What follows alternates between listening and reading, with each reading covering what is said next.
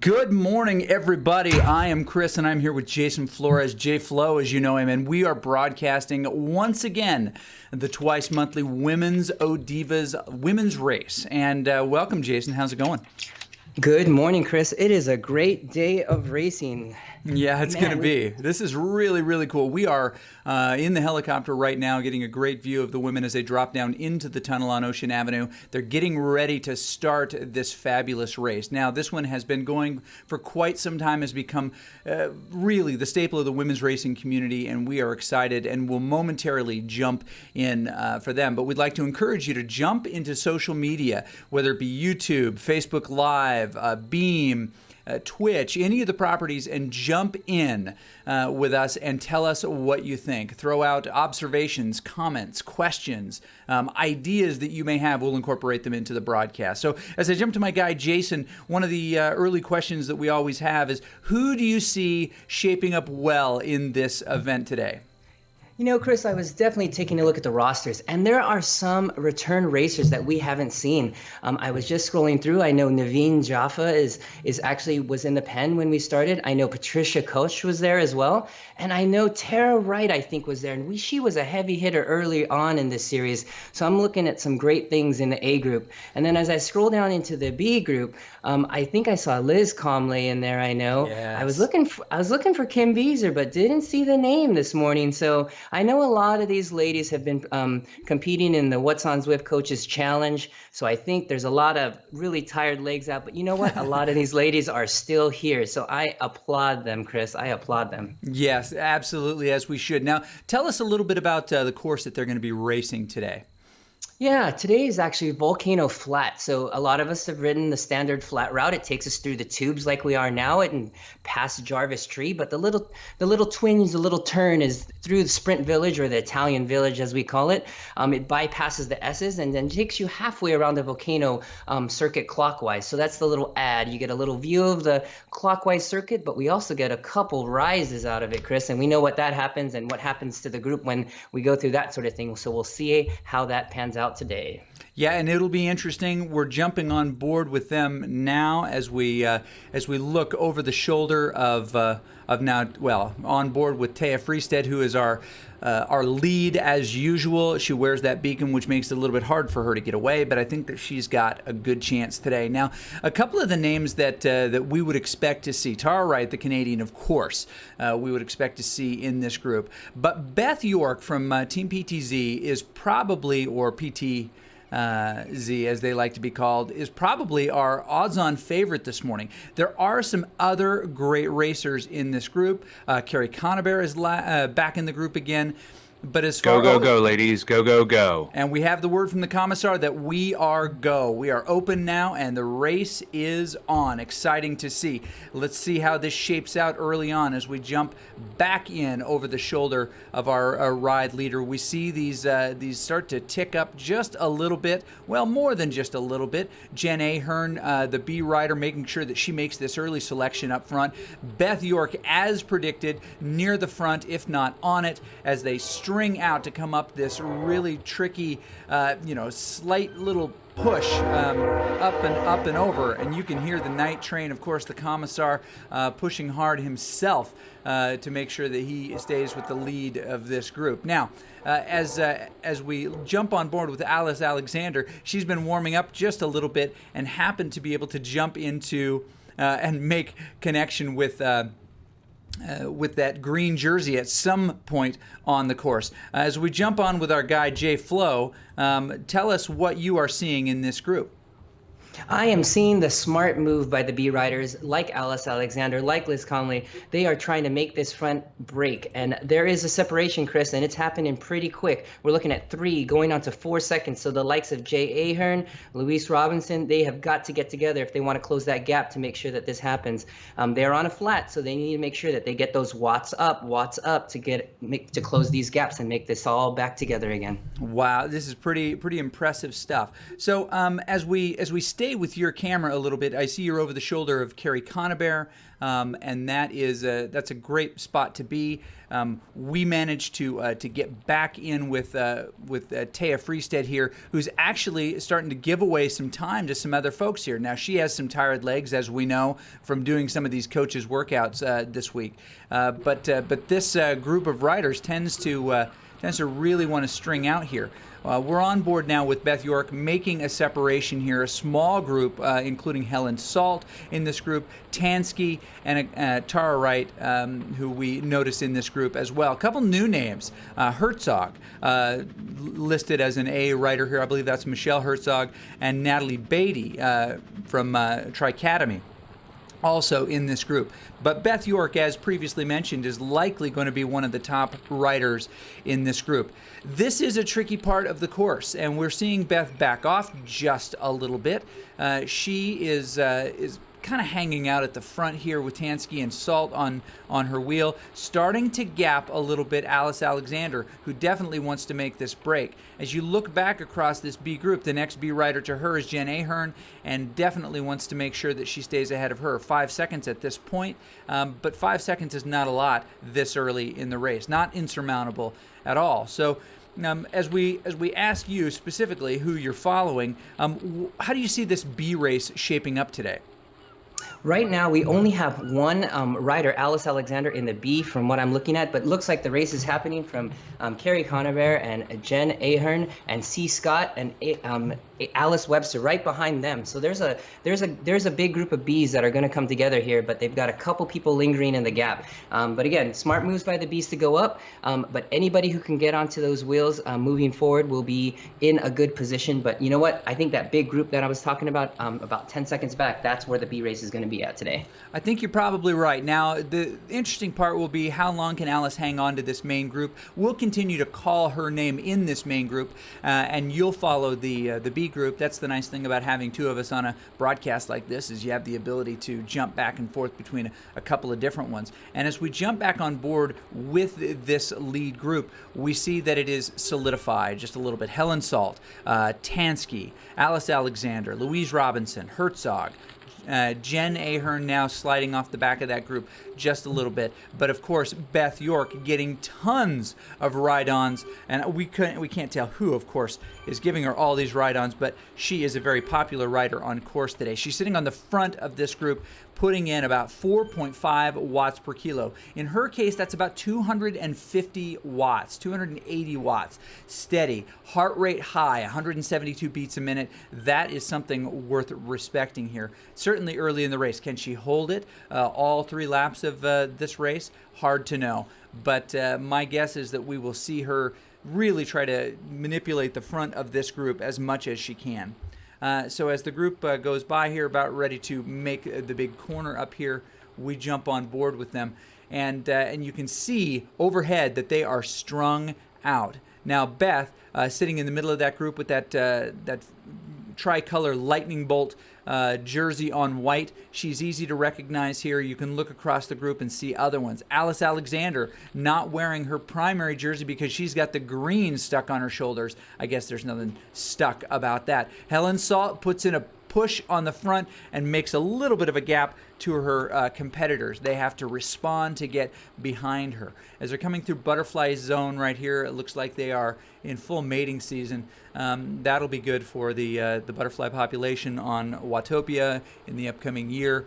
We're always concerned about the blue and orange butterflies, and will they will the season be good to them? Will they reproduce like they should? But of course they're in bloom at this time, and that's good news. Beth York drifts to the front here. Tara Wright still in that group. Tansky in that group. Any opportunity for these folks to get away as they move on to the dirt road, Jason, the dirt as they head down toward the volcano? Any chance for them to get away, and when do they put in that dig? So with this, there are 2 different ways of thinking about this. So you can take the opportunity of the ability of riders to kind of not see your avatar and be able to kind of put an effort in. Even though we could see the wattages on the right-hand side, sometimes visually we get kind of lost in the dust, I guess you could say, Chris. Oh, absolutely. But the other place would be is as there's a rise as we come out of here, you want to make sure that you're on top of that pedal to stay with the group. We're still really early on. If we're counting laps, I think we're going two, maybe 3 laps. We're going to double check on that. But you need to make sure that you've got matches in the bank to make sure that you've got what you need to finish this race today. Taya from the backstand looking strong. Now, her legs are a little bit chewed up because she's been doing the Coach's Challenge this week. What exactly is that, Jason? What have these folks been doing? Yeah, so the What's on Zwift Coaches Challenge is actually a pretty great challenge. So it's hosted by whatsonzwift.com.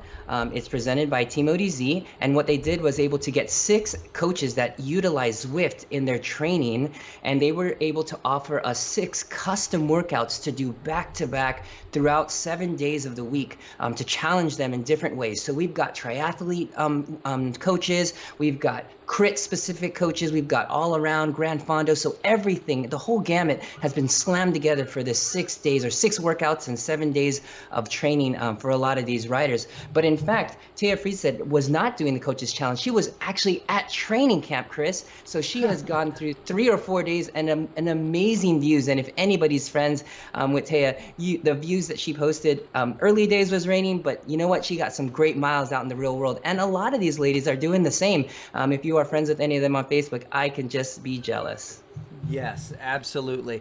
You know, this group, I mean, it truly does sound miserable the way you describe it there, having to do all of that stuff. I don't know if there are any folks that train to get folks off the back, but I would like to do those workouts myself. We jump back on with you, and we notice that we've got Carrie Conabear alone in her own zone back there, the BRT rider, BR team. What is going on with her?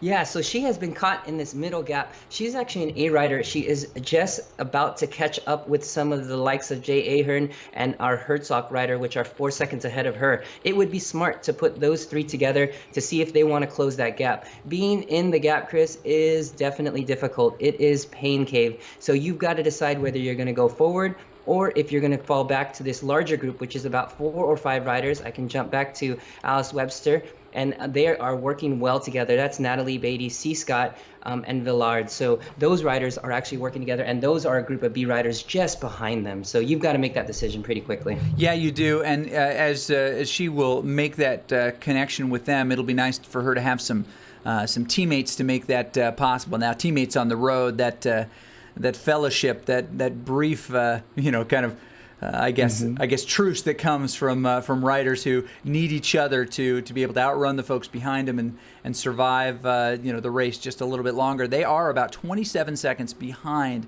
this lead group of what looks like about 7 riders. Now this group is doing great stuff together. I take that back. It looks like. No, it is. It's seven riders. We'll give you those names as part of the rundown here momentarily. But as they're coming up toward the caldera here, they're on the outside of the volcano still.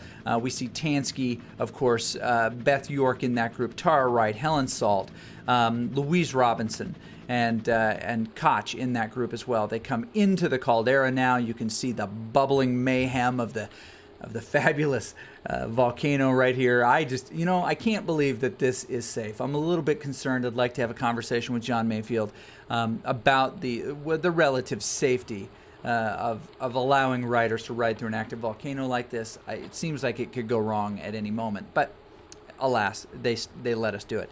That gap is growing to the next group, back to that Herzog, Canterbury, and Ahern group now at 42 seconds. And that'll happen when the lead group finishes that climb and then gets onto the flat and picks it up, and they are still at that slower speed on the climb. We want to check out some of the details that are happening over on Zwift Live. You can follow races on Zwift Live if you did not know that. You can actually click on ZwiftLive.com and check that out. Check out those details.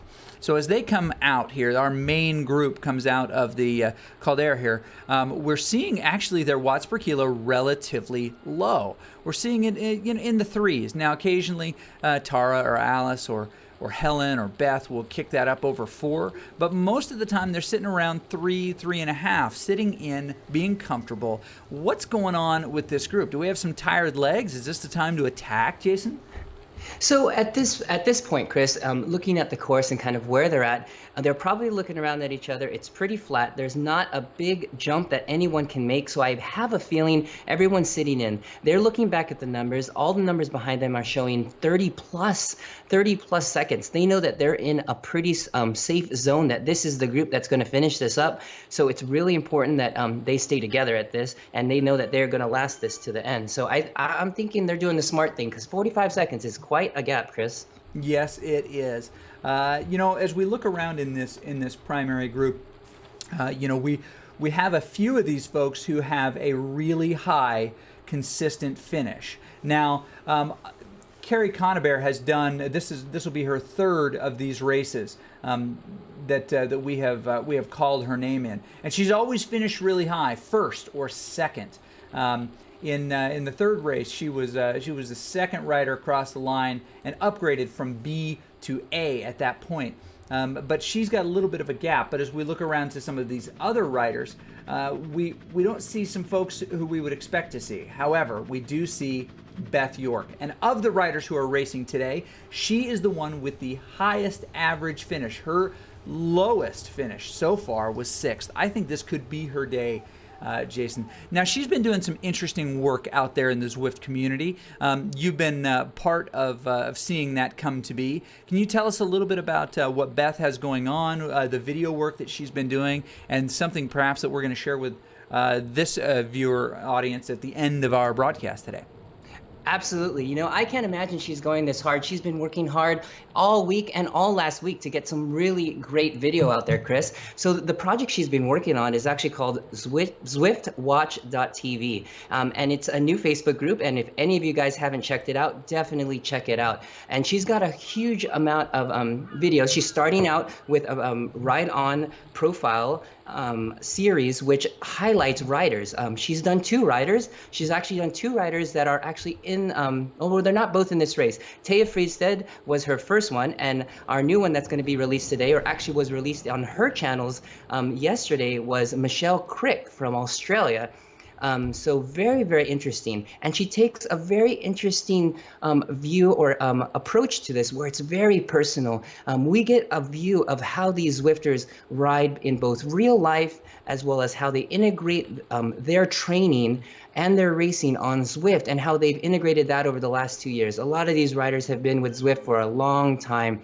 And a lot of them are actually coaches or very high level riders. So we get a chance to look inside these amateur Pro-Am riders and see what their life's like on and off the bike and with Zwift. So the exciting thing about all of this is that ZwiftWatch.tv has given Zwift Live the opportunity to share their content with our community here on Zwift Live. So we'll be rebroadcasting that here periodically throughout the day so that viewers at the different time zones will be able to enjoy this scheduled programming throughout the day, Chris. That will be really, really cool, and we thank Beth for being willing to share this with us. She's really done a nice job of helping establish a really conversational tone, a personal tone, letting us get to know some of these great people. Now, we ride with them, we see their names, we know what's going on kind of in general in their ride, but we don't know some of their history, and we're surprised to see how successful they are. It's like, wow, as she's interviewing one of these fabulous folks, Taya or Michelle or any of these.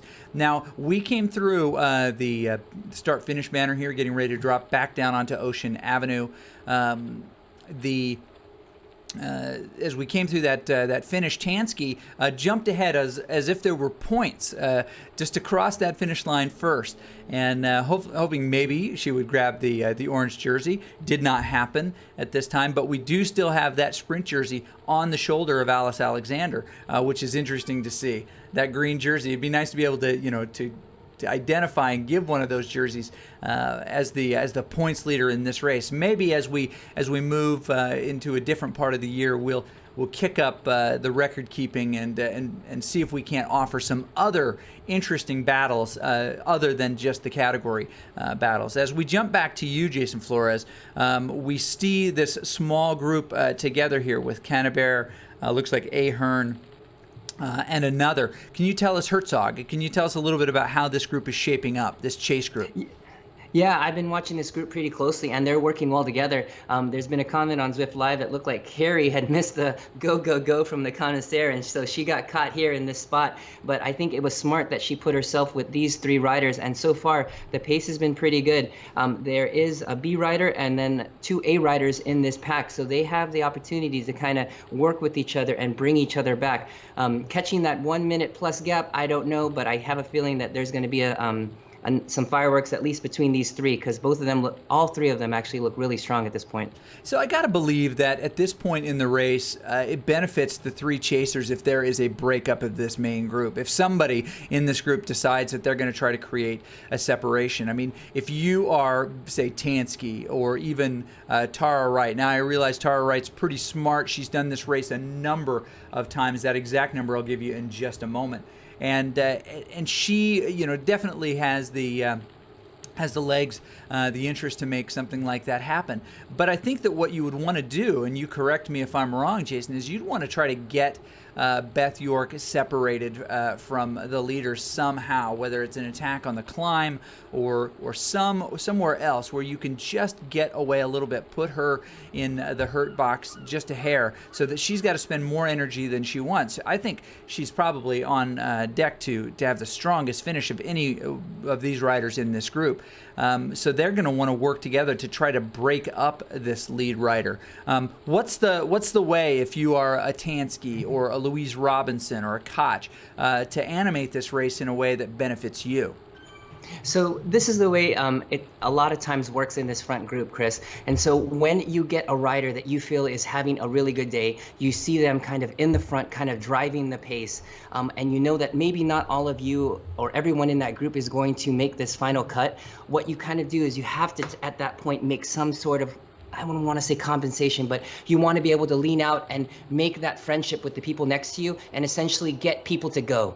Essentially, motivate them, mush them, be like, let's put down some effort. So I'll be the first, I'll go first, you go next. And so what you want to do is put strong efforts out, 30 seconds on hard, make the whole group go fast, and just know that you're going to be coming back 30 seconds hard. But all within trying not to let that person that you're trying to get away and get tired from. So essentially, you just want to attack, attack, attack. So this works well when there's teammates in this front group, but a lot of times, like in this situation, you get a mixed group, and so you just kind of get people fired up to make attacks and to counter and just keep countering attacks to really fire people up, and it really makes people tired. Yes, it does. Tansky put in a dig as they were coming up and out of Ocean Avenue, past the bones onto the dirt.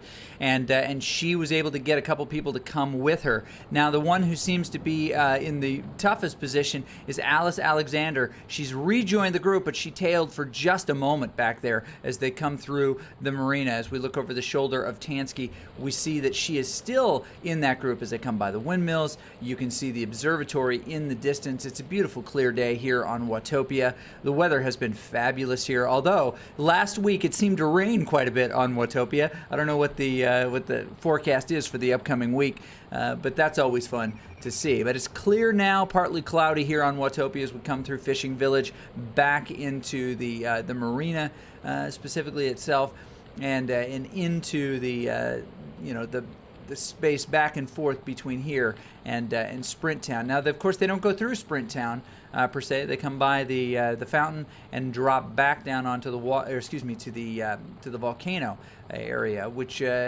this tends to be the calmer moment of this. Now, is the group behind, the chase group, working together still? Ahern and Canterbury and Herzog, are they still working together?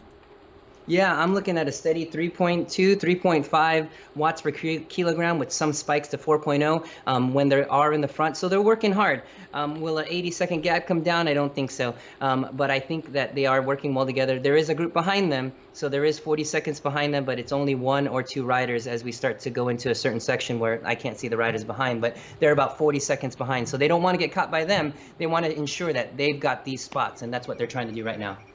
Excellent. Okay, so this is a good moment in the discussion to jump ahead to what's coming up in the next week. Now, you mentioned the Coaches Challenge.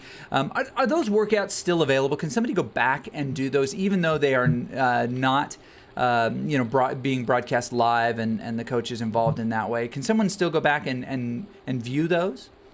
Absolutely. So what we've done is we've created a 50-hour window for riders to do it this week. But with the willingness of the coaches, they are actually going to leave those workouts available for people to try out and to get an idea if they like the coach's style. So this is actually going to be available on whatsonzwift.com after the challenge as well. So you can go back, you could challenge yourself if you like to work out.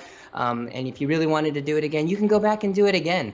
So each of the workouts, Chris, were really, really unique. And as somebody who, like myself, who does more road races and crits, to do a workout like an Ironman rider would train for was really, really interesting. So I would really tell people to go check it out. Download one or two of the workouts, download them all, and put them in the catalog and see. And one of those days you want to try something different, it's definitely, they run about an hour to an hour and 30 minutes, so definitely a good chunk of time. Excellent. And so what's the technical process of downloading these? We've got some folks who may have not ever downloaded a workout. They just open up Zwift and they look in the menu and there it is. How would they go about doing that? Yeah, so the programmers at Zwift have actually made it pretty easy. So what you would do is you'd go to whatsonzwift.com. You would download a file, just simply as a click. That file you would actually put in a folder on your computer that is labeled workouts, really simply. And once you put it in there, it actually has all the programming. We've put it all in the back, and it will show up in your custom workout section. So all you need to do is be able to move that onto your computer and to your device into a workout folder, and the program does the rest. So it is actually pretty easy, Chris. How many people participated in the last week? We are looking at 180 riders and an average of 75 riders completing every day. And a good highlight is over 15 riders per day were women. That is really, really cool. Appropriate, of course, to mention some of those who were there in that workout this week, whose legs may be shouting at them a little bit right now. They are strung out a little bit. Tansky in this group, really kind of driving the front. She is interesting. I'm interested to find out how she contributes to this race, because she is kind of the wild card here. We don't have her on the list previously, and that makes for really interesting, I guess, design at this point for how this might shape out. As you talk about this coaches challenge in last week, I understand you also gamified it just a little bit, so that there was kind of a competition going on. Even though they were working out for themselves. Can you just talk a little bit about what how that competition worked and how TSS factored into that?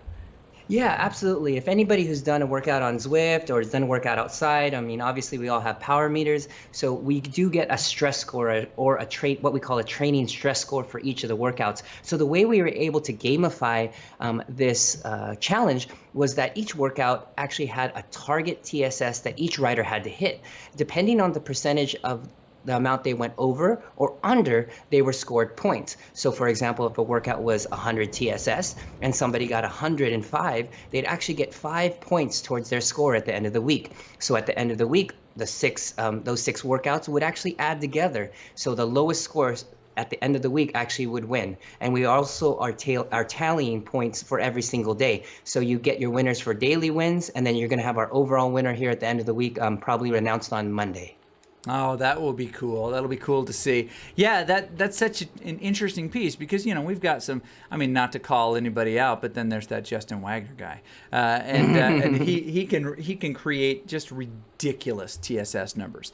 He can push himself harder than most people, I think.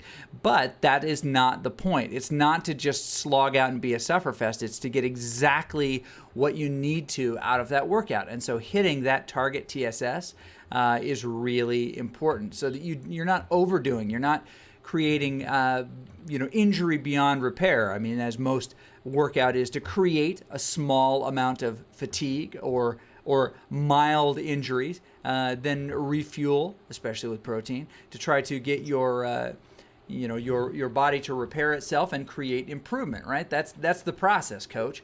So having I guess a target bracket for training stress score really equalizes that and gives you a target and I think in this case a smart reminder for why you should not overdo.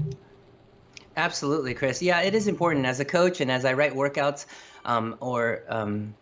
I have riders go out to hit certain targets. It's definitely easier now that a lot of my riders are on Zwift because I know what they're doing. I know what to expect. And as I interviewed each coach, and you can catch those interviews on the Facebook group, each of them are really happy with the type of results they're getting because it's so focused and it's so structured. I mean, you've been outside, Chris, and I'm going to go Once or out twice, for, yeah. I'm gonna go outside for a tempo ride, and you know what happens? There's a couple riders you meet up with, and it ends up being a slugfest. You know? Yep.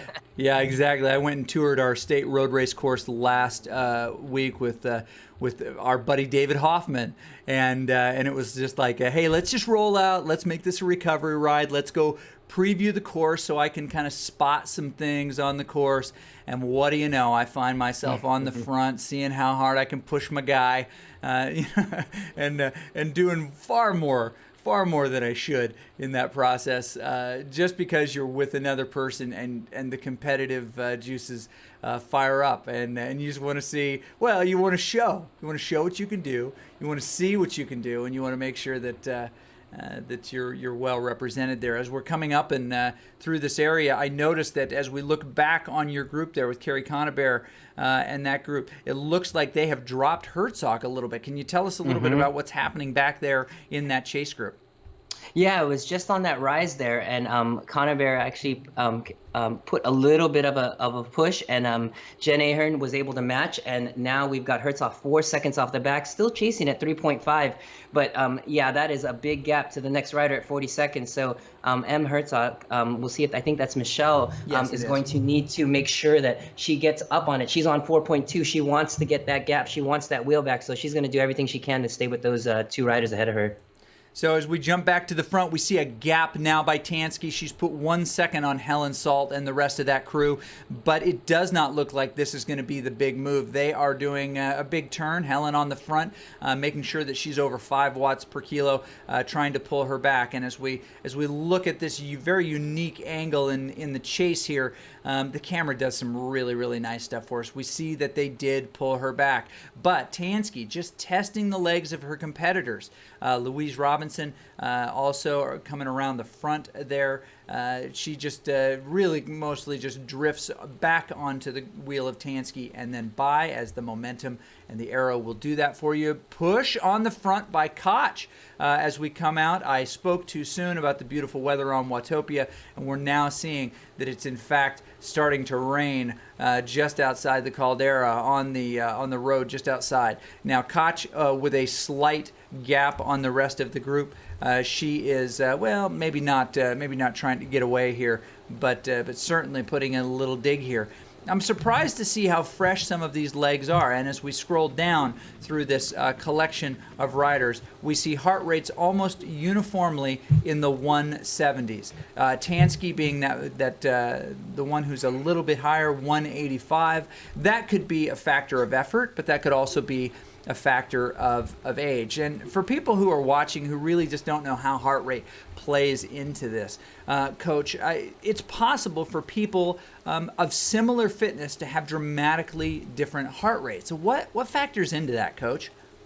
A lot of it has to do with essentially aerobic fitness. So, for example, a rider could be at a very similar effort. Let's say they're pushing in this group, and you would see lower heart rates on those riders that may have a bit of a higher aerobic efficiency, meaning that they're able to stay kind of at a lower heart rate for a longer period of time. So these are riders that are tuned or more apt to do longer endurance rides or being able to stay at this aerobic pace and not at this high sprinting threshold for long periods of time. So they've got a lot of headroom, I call it. And so what you want to do is you want to build that and not get to that high level 180, 190, 200s for some of our riders and trying to just barely hang on in a group. You want to kind of get yourself settled in at a nice threshold. And the lower you can get that over time, essentially from aerobic training is really going to be where it's at. Now, age also has an effect on your potential maximum heart rate. How does that work? Absolutely. So, as a rider would age, you would find that the maximum heart rate would decrease as well as their average threshold heart rate. So, the heart rate that they would hold when they are at threshold efforts would also decrease. So, you find over time just a slight decrease shift to the left, I would call it, as far as numbers. Now, does that mean that they're getting weaker? No, not necessarily. It just means the amount of blood or the pressure and the amount of times that the heart is beating is changing, but not necessarily the strength. So they are not correlated in that sense. I think we've all had our butts kicked by 60-year-old, both men and women in different events, and we know that even with their lower average and lower maximum potential heart rate. There's a calculation for those people who want to find it. Now, you can find it on the internet, of course, but isn't there just a general calculation? Do you have it memorized? Yeah, for maximum heart rate, was Yeah. it?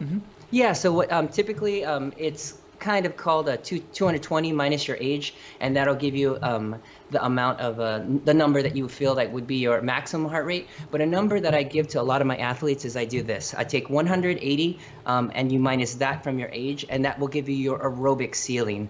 And then from that point, you can go 20 up, and that will give you your threshold. And then go another 20 up, and that should give you very close to your maximum heart rate. Now, what So I find, that- I was going to say, No, what I go ahead. find interesting about that is that, there are a lot of tests, of course, to find out where that aerobic threshold is, or VO2 max in some cases.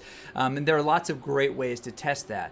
The reason that somebody might be interested in something like that is because, and maybe you can shed some light on this, because there's a certain point, your aerobic threshold, where you cease to burn calories from fat, and your body almost goes into that flight, and you start using those stores of glycogen, muscle glycogen, to fuel you. Now, you're always using a percentage of that, but there's a point where you get above where you use just that fast burnable fuel. And if any of us, and I have many times, have ever bonked on a ride where you feel like you've been eating pretty good, but all of a sudden the energy is gone and it's just not recoverable. It's in that, you've seen it happen to professional athletes. If you've ever watched the closing of the Ironman there in Hawaii, and you see these just world-class athletes who are unable to stand, who have completely bonked. They're in that position where they've used up essentially all of their muscle glycogen. Can you talk about that threshold and why it's important to know where yours is?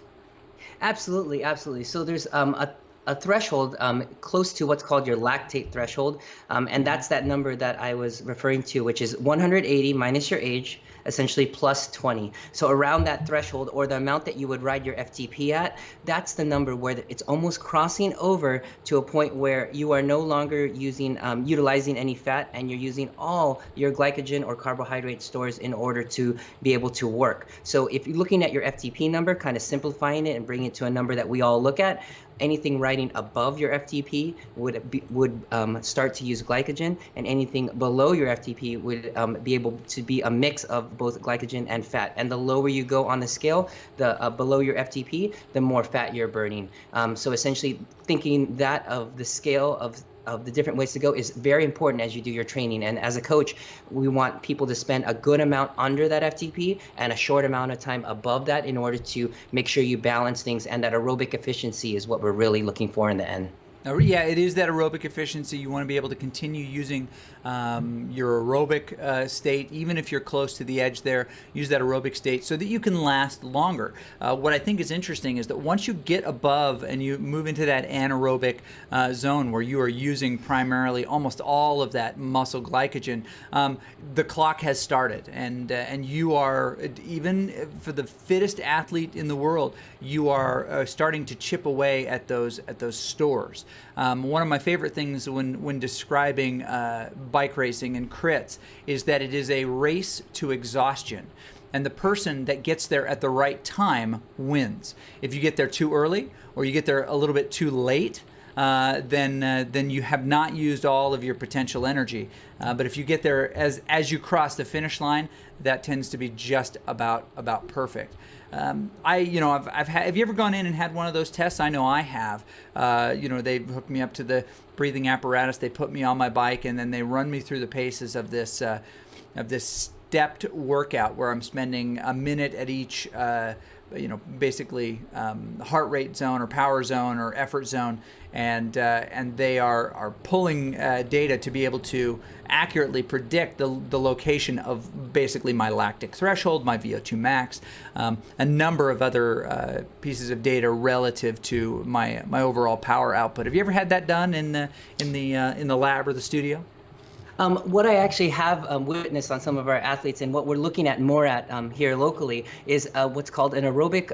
It's actually a crossover point, and the point that we're looking at is a point where there's a crossover of the utilization of fat over into glycogen. And so more so, obviously a VO2 max, we know, or we can say, is genetically coded. A lactic threshold is something that's trained, but your aerobic number, your aerobic efficiency number, is a number that is now in the newer science and research, the number that is actually trainable to look at your aerobic efficiency along everything that we've been talking about here. But I've seen that test done. And so what you want to do is you want to find out when your crossover point is, and then you want to come back in 6 months and see if you've increased that with the training that you've done to increase that crossover point and that utilization on that lower end of fat for that aerobic engine. So one is movable and one is more dictated by genetic, although it'll probably flex a little bit over time, depending on a number of things. If you're now watching this and you're like, this is the most sciencey, lamest broadcast I have ever seen, give me Nathan Guerra right now.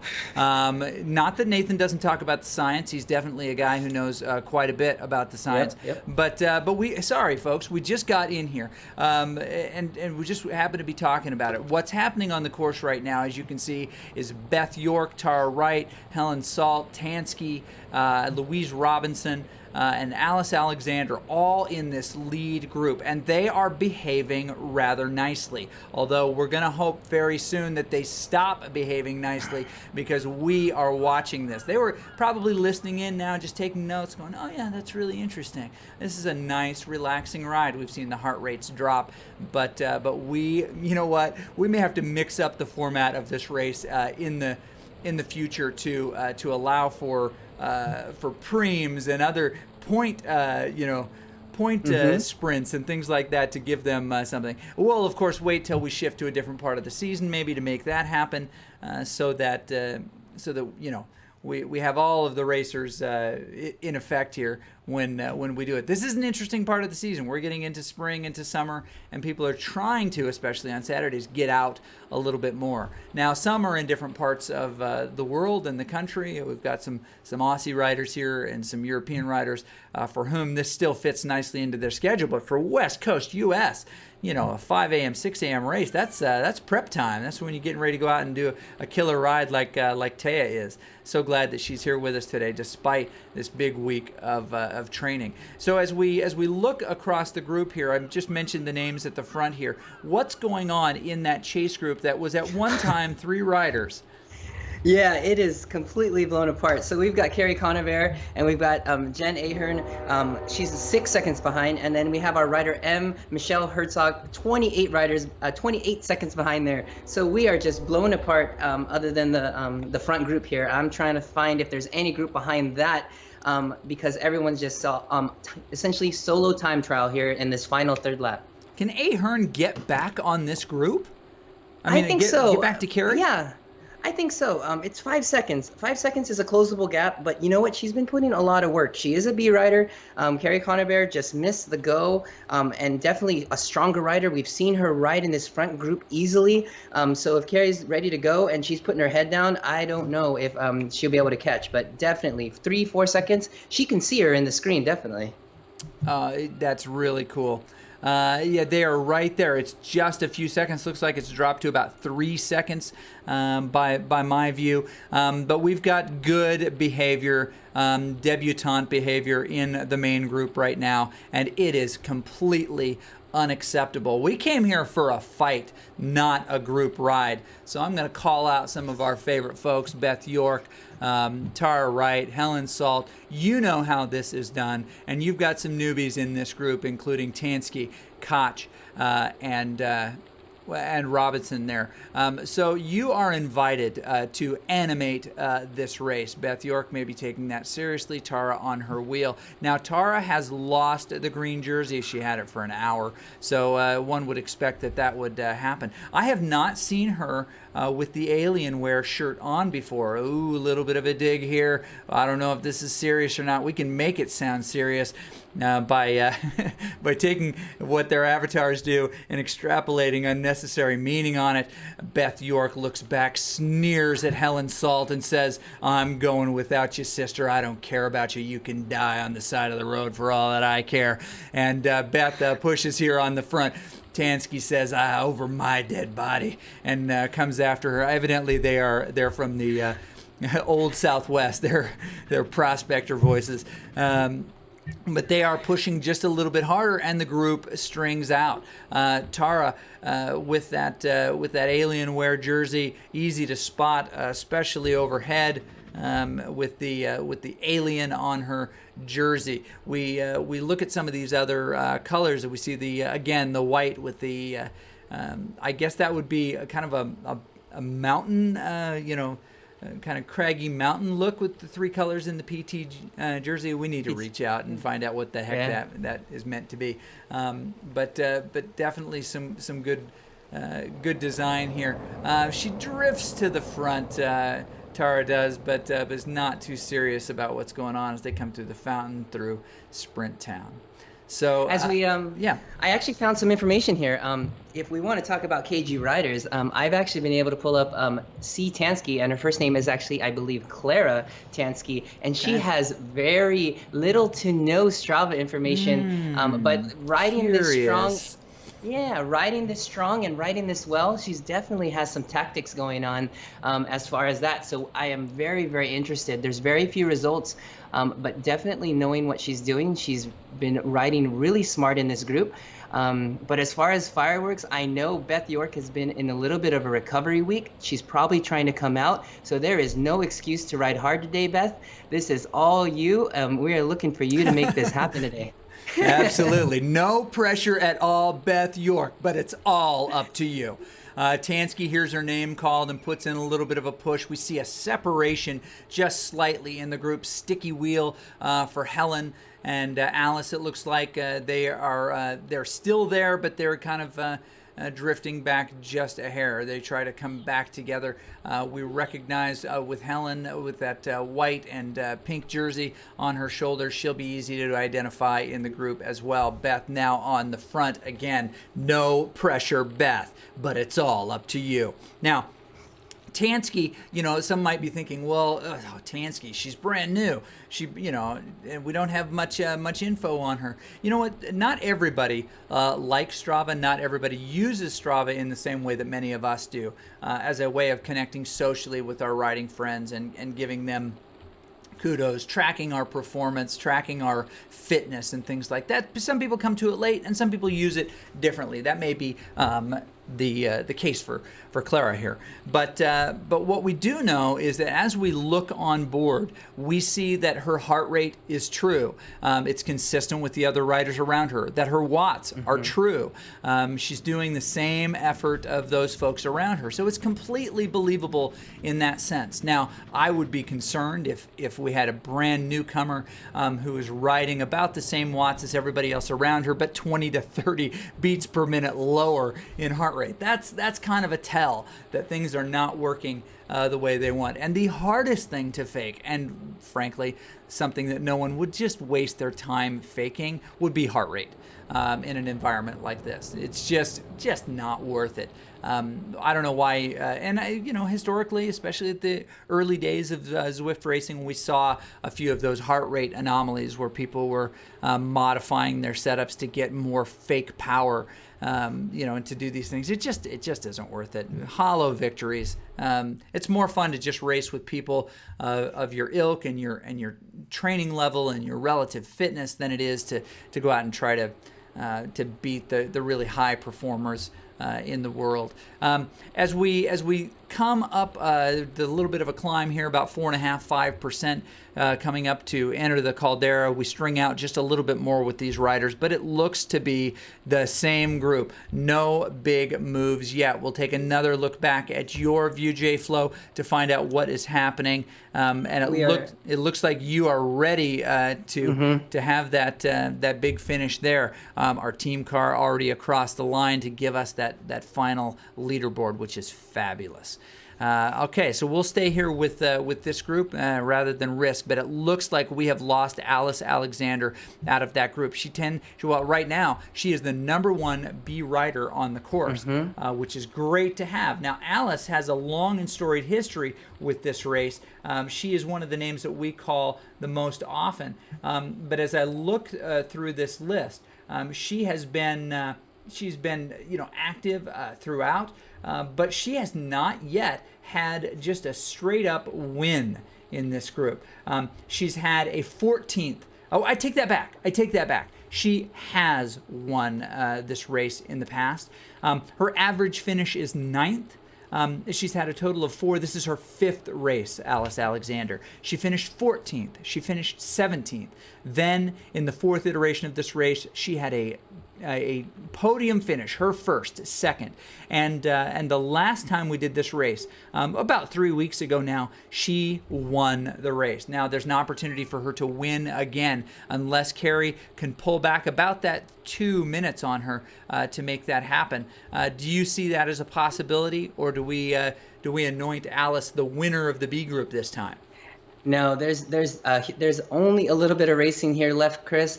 We are in the volcano now, so as we come out of here, we're headed to the start-finish area. So there is only a little bit to go, and that is a big gap, unfortunately. But we need to applaud Alice for the great work that she did. She put herself in the front group, and really, you know what? She didn't need to finish with this group. She just needed to hang on enough to get a big enough gap. And really, if we were looking at points, let's say for this category, she did the right thing.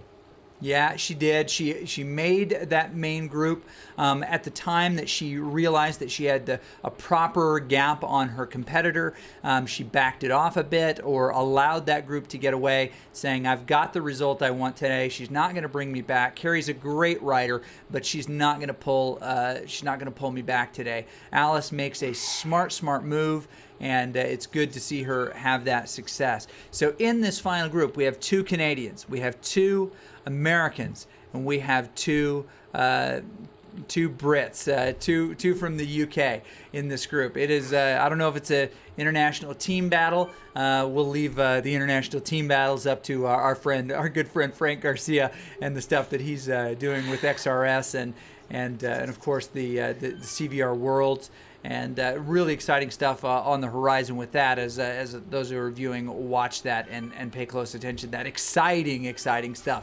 We're getting into the big finish here, the close of this, and we're starting to see we are inside of that 1 mile coming up on the big finish here.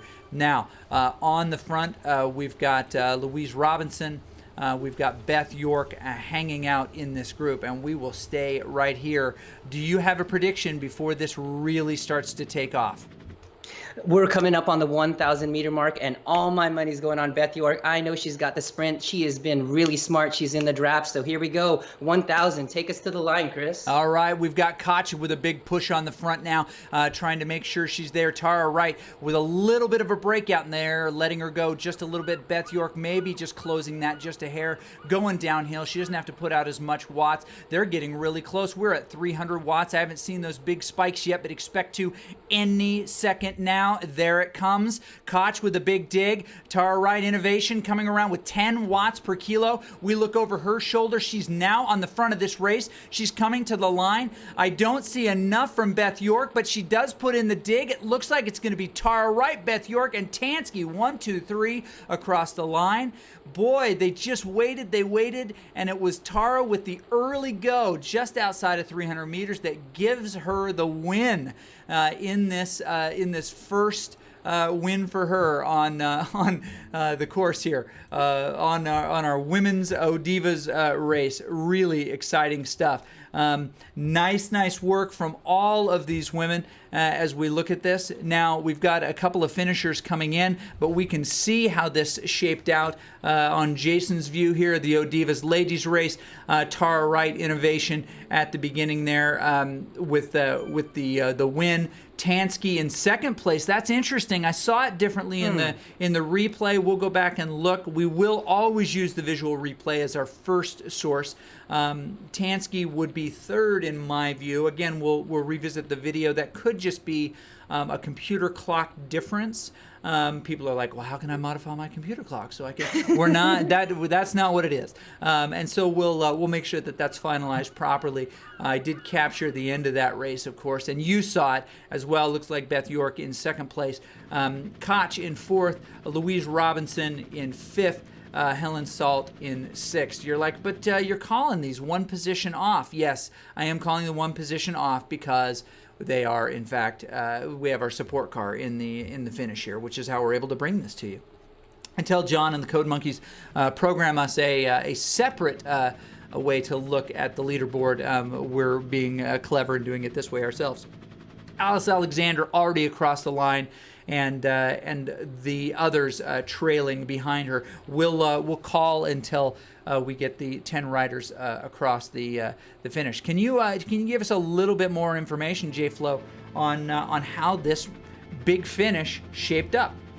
Yeah, looking at the replay here, I'm actually just pulling it up now. It really just came down to the final 100 meters. And you know what, Chris? In real life racing, when it is a bunch like this and it's been neutralized and you're looking at a gap and no chase group, you are just sitting in waiting for this last 200, this last 100, and you're looking around, who can I beat? Who am I going to look for, and whose wheel am I going to come off of? We saw Tara Wright go for that sprint early. We saw people trying to match and trying to go up and over her, and she just had the watts, and you were calling out big numbers right at that final 100, and really at that point you've got to go early to get those riders to kind of sprint a little bit longer, but she timed it just right. That was a really good move there at the end. It was not a very very punchy race this time. They got a good, heavy, I would say almost a time trialers, kind of process there early on. They were doing steady watts. People would drift to the front briefly, take over just briefly, but really not try to get away. A couple of simple digs by Tansky early on, but nothing that would denote, an absolute slugfest. As we look at the chat here, we want to say thank you to all those who chimed in and were a part of this race today. Some nice comments coming from the group. We always appreciate the community voice in here. Kyle Augustine, to the Tara's riding under Innovation Cycling now in the Alienware on the green bike. Thank you, Kyle. That's awesome.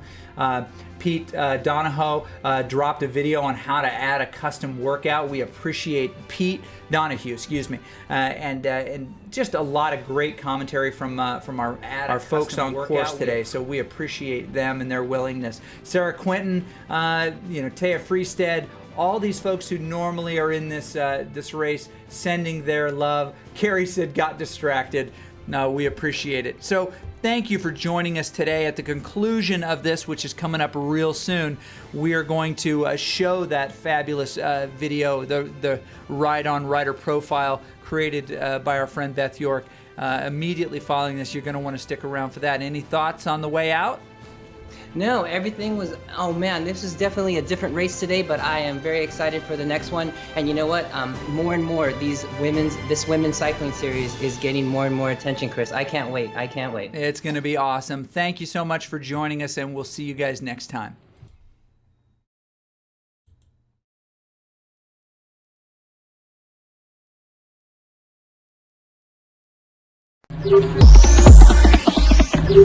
Hey everyone, it's Beth with ZwiftWatch.tv, and it's time for another Ride-On Rider Profile. Now last week I introduced you to Taya Freestead. Today we travel around the globe to Australia and meet Michelle Crick. Now Michelle Crick is not only an awesome rider and a mom and a coach, she's also one of my Zwift Academy sisters. Without further ado, here is Michelle Crick.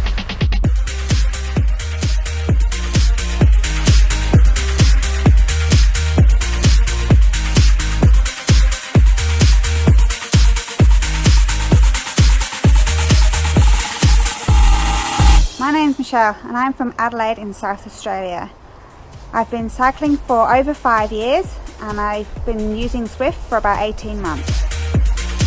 One of the best aspects of the Zwift community is meeting and chatting with other women across the world. Here in our pocket of South Australia there are a good number of women out cycling, but it just goes to show you the depth and scope of people when you have people from America, UK, Europe, Indonesia, Hawaii, and you're chatting with them and you're riding with them and they inspire you. When you're out there on Zwift you get a ride on and you're like, so how's so-and-so doing? They give you a ride on, it spurs you on to finish that next interval, and the whole aspect with the Zwift Academy was fantastic. You know, we met lots of people trying to achieve the same thing. It was fantastic. The Zwift community has been the best thing for me. I'm a member of a few groups online. I'm a member of the Aussie Hump Day Ride, which I also help lead now. Met great Australians there, and in the real life at Tour Down Under.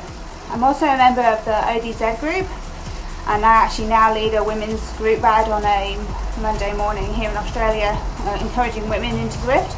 I love that. I love that chance to share my passion with other people on Zwift. I've been quite lucky. I've met quite a lot of people through social media and in real life here in Australia.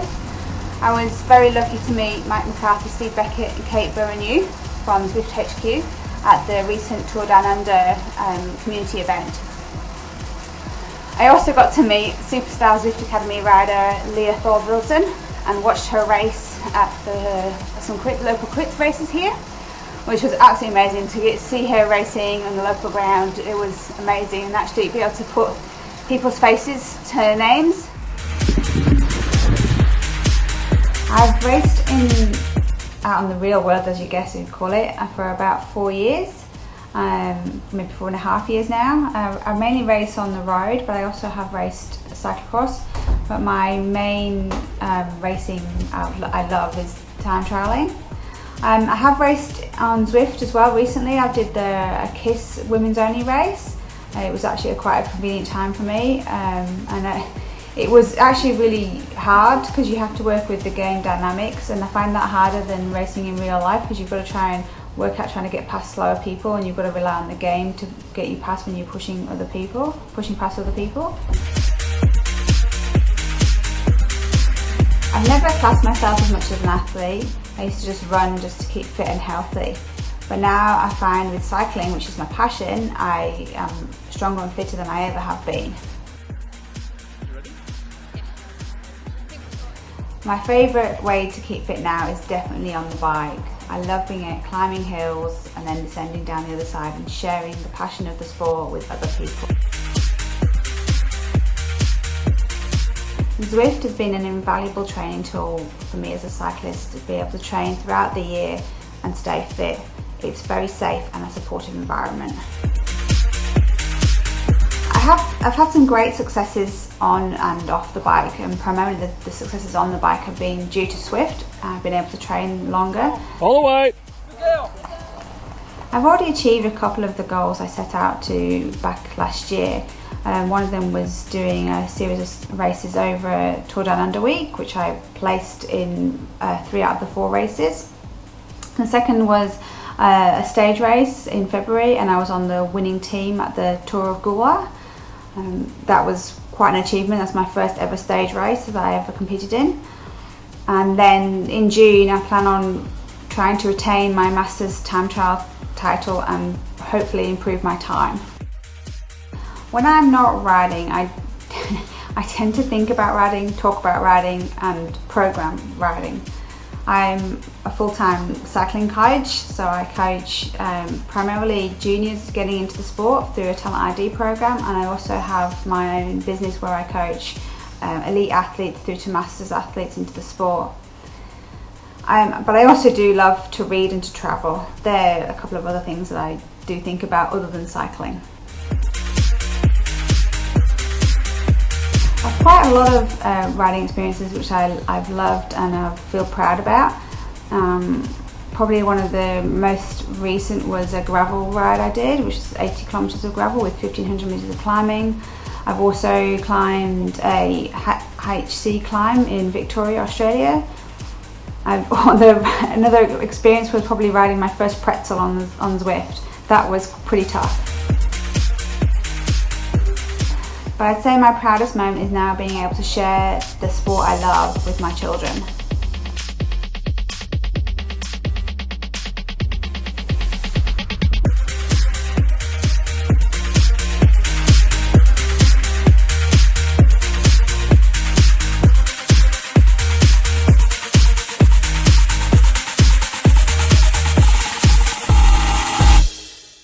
Thanks for watching. I hope you enjoyed it. Please take a minute to click like on ZwiftWatch.tv, and we'll see you next time.